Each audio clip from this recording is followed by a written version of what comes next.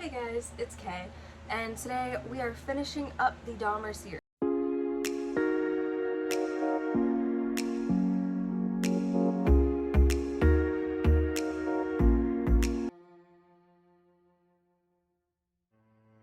So last we talked about him, we were discussing Conorak being found and them calling the police.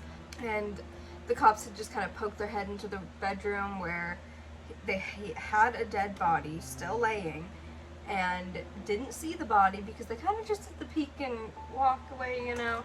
But they actually had the perfect chance to catch him here yet again had they actually looked into the bedroom.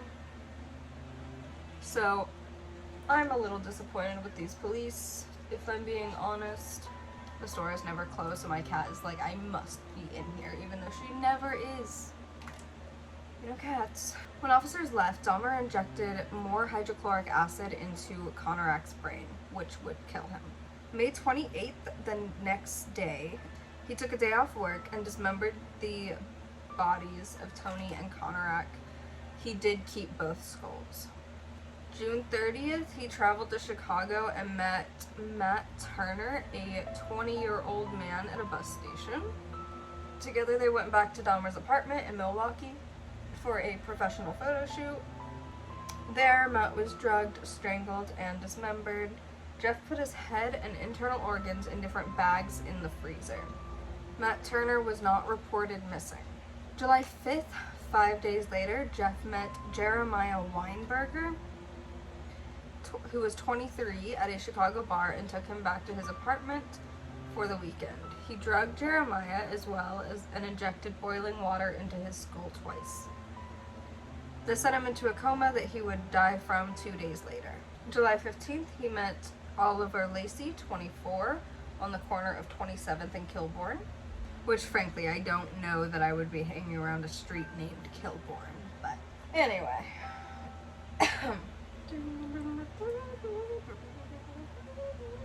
He agreed to pose for nude photos and went back to Dahmer's apartment with him. They had sex before Dahmer drugged Oliver. This time, Jeff wanted to spend more time with him while he was alive, so he attempted to chloroform him, but failed.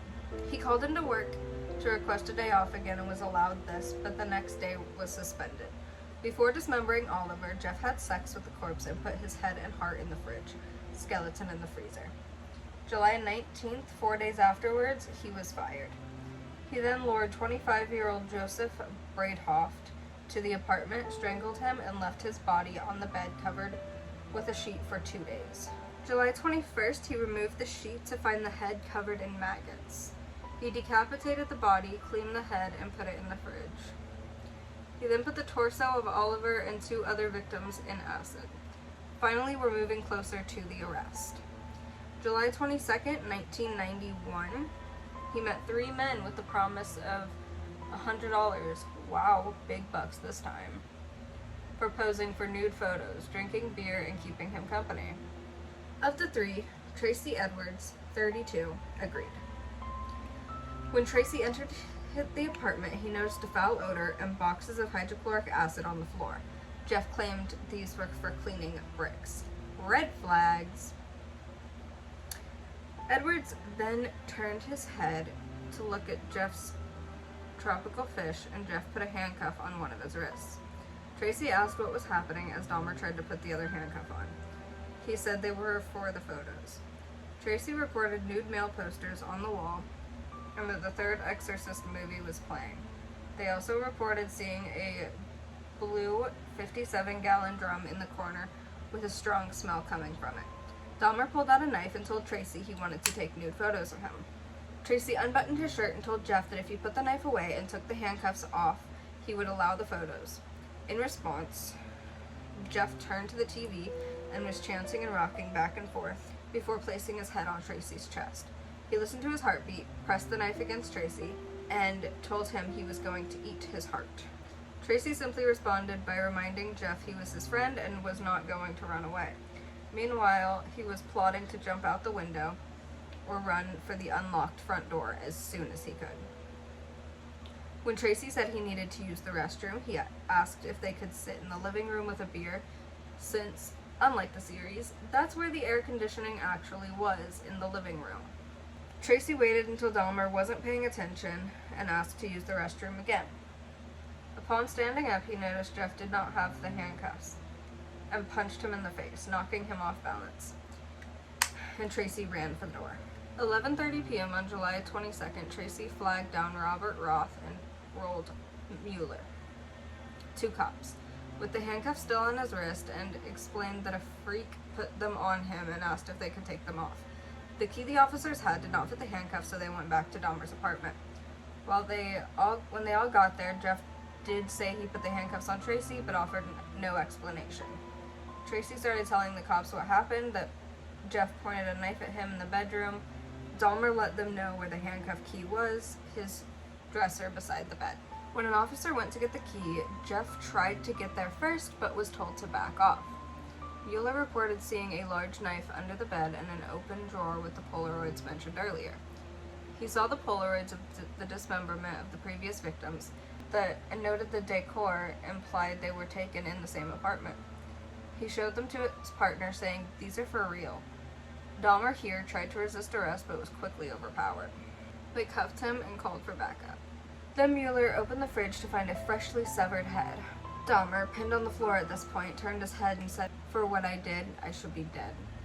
Upon the investigation, they found 4 severed heads in the kitchen, 7 skulls, some bleached and some painted, in the bedroom and a closet. They also found collected blood droppings in the bottom of the fridge and 2 human hearts, as well as an arm muscle wrapped in plastic bags. In the freezer, they discovered a torso and a bag of organs and flesh. Also in the apartment, they found 2 entire skeletons, a pair of severed hands, 2 severed and preserved penises, a mummified scalp, and in the 57-gallon drum, 3 dismembered torsos in acid. They found 74 Polaroid photos as well. The chief medical examiner would later say that it was more like dismantling someone's museum than an actual crime scene. On the morning of July 23, 1991, he was questioned by Detective Patrick Kennedy over the evidence found at his apartment. They interviewed him for about 60 hours over 2 weeks.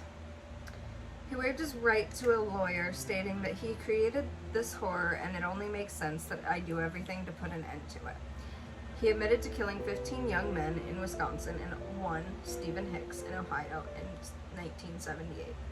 He did not remember killing Tuomi, so while confessing to the crimes, he mentioned this and said he was unsure whether he was conscious when beaten to death. He stated that in his drunken stupor, he may have tried to tear his heart from his chest. He admitted to engaging in necrophilia with many of the victims' bodies. Jeff noted that the blood pooled in the chest after his victims died, so he removed their internal organs, suspended the torso so the blood drained into the bathtub, and diced whatever organs he did not want to keep, then removed the flesh from the body. The bones he did not want were pulverized or put in acid, with Soilex and bleach to help preserve the skeletons and skulls he wanted to keep. He also confessed to eating the hearts, livers, biceps, and parts of thighs of many victims from the last year. He said he often tenderized the flesh and organs before eating them in meals with various condiments. During the 2 months before his arrest, you may have noticed an increase in victims. He states this was due to being completely swept along with his compulsion to kill, that it was an incessant and never-ending desire to be with someone at whatever cost. Someone good-looking, really nice-looking. It just filled my thoughts all day long. When asked why he preserved the skulls and 2 full skeletons, he said he was working on constructing a private altar of victims' skulls, which he would display on the black table in the living room that he had photographed the bodies of many of his victims on.